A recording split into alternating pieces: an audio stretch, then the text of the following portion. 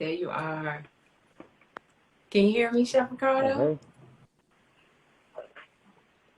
Yeah, I can hear you. Is my single good? Wait a minute. It sounds like I'm hearing a little bit of interference. Can you hear me good? I can hear you. Can you hear me? All right. Yeah, I can. Let me turn you up a little bit. All right. How you doing? I'm good. I'm good. All right. It's just about 8 o'clock East Coast time, 5 o'clock Cali time, huh? Yeah, it's 5 o'clock, but I've been working, so it's not even the end of the day yet.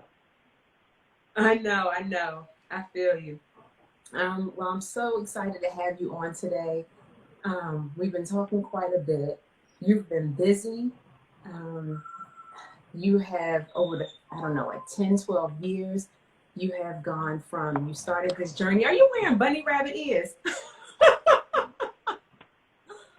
Ricardo, you gonna Hey, stop this playing this with is me. my first this is my first Instagram live, so I'm sitting here looking at it, and it has these little things at the bottom. So I guess I must have hit it, but Oh I'm my not a bunny God. ears guy. Oh my gosh. But yeah, I'm so excited to have you. You're a DC native, so it's always nice to bring it back home.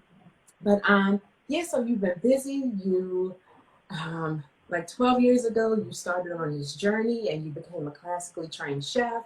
You have worked at the residence of the French ambassador here in DC, the Indonesian ambassador. You staged at the two-star Michelin restaurant up there in Brooklyn, Luxus. You've been busy. You've been a culinary instructor here on the East Coast and up there in Northern California. You've been involved with numerous business ventures. Um, so I'm really excited to dive into all of that.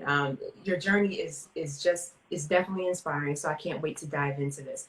But I do want to just mention to folks. I want to tell folks about like with everything, just what's going on in the U.S. right now. And we were actually texting each other at the time when we found out about George Floyd, right? And like we were just Mhm. talking, just trying to get everything straight for our show today. And you're the one that told me about it actually. And so we're speeding through our text messages, and then you told me that, and I'm looking at everything on the news, and then the text messages just slowed down and slowed down and slowed down.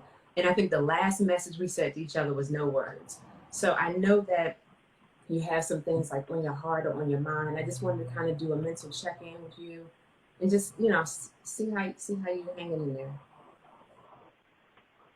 I mean, for me, just at this time, to be honest, I'm mentally exhausted behind it. Right. And a lot of it just has to do with the fact that, growing up in Washington, D.C., it's a lot of things that, we are not exposed to. Mm-hmm. And I think that that's because of D.C. basically has its African American community, and then it has, its other communities. Mm-hmm. And in our community, because when I came up as a kid, we saw things like African American businesses, and we saw African American professionals. We saw them in the government. We saw them in pretty high positions. Yeah.